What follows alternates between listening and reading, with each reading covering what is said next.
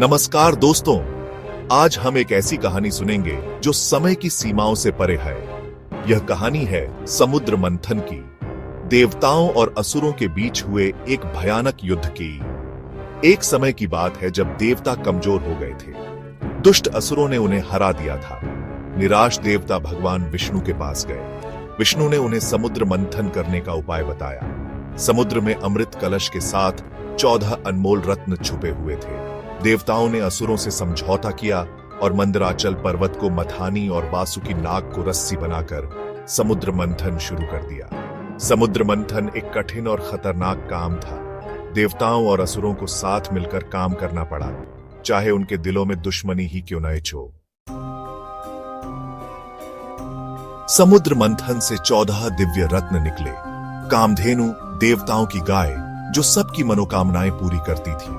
उच्चैश्रवा, एक दिव्य घोड़ा जो बहुत तेज दौड़ सकता था। ऐरावत, इंद्र का सफेद हाथी जो बादलों को नियंत्रित करता था। कल्प वृक्ष जो इच्छा के अनुसार फल देता था। अप्सरा रंभा अपनी सुंदरता और नृत्य कौशल से प्रसिद्ध हुई। लक्ष्मी, धन और समृद्धि की देवी, विष्णु को अपना पति चुना। चंद्रमा, शीतलता का प्रतीक, आकाश में अपनी जगह ले गया।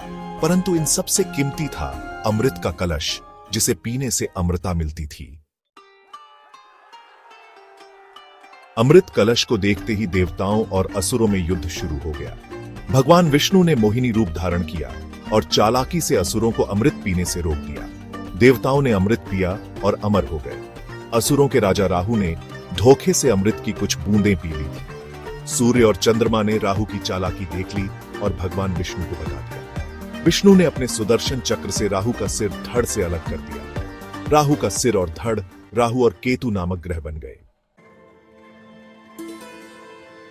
अमृत की बूंदें, 4 तीर्थ, 4 महाकुंभ। कहते हैं कि अमृत कलश से कुछ बूंदें धरती पर 4 जगहों पर गिरी थीं: प्रयागराज, हरिद्वार, उज्जैन और नासिक। इन पवित्र स्थानों पर 12 वर्षों में एक बार महाकुंभ होता है। महाकुंभ में लाखों श्रद्धालु आते हैं और पवित्र नदियों में स्नान करते हैं। मान्यता है कि कुंभ के दौरान इन नदियों का जल अमृत की तरह पवित्र हो जाता है, जो सारे पाप धो देता है और मोक्ष का रास्ता खोलता है। महाकुंभ, पवित्र स्नान, मोक्ष का मार्ग। महाकुंभ एक अद्भुत आध्यात्मिक मेला है जो हमें समुद्र मंथन की पुरानी कहानी याद दिलाता है। यह हमें अच्छाई और बुराई के बीच चल रहे संघर्ष की याद दिलाता है और जीवन के असली उद्देश्य, मोक्ष की खोज के लिए प्रेरित करता है। तो दोस्तों, यह थी समुद्र मंथन और महाकुंभ की कहानी। एक ऐसी कहानी जो हमें हमारी समृद्ध सांस्कृतिक और आध्यात्मिक विरासत की याद दिलाती है। नमस्कार।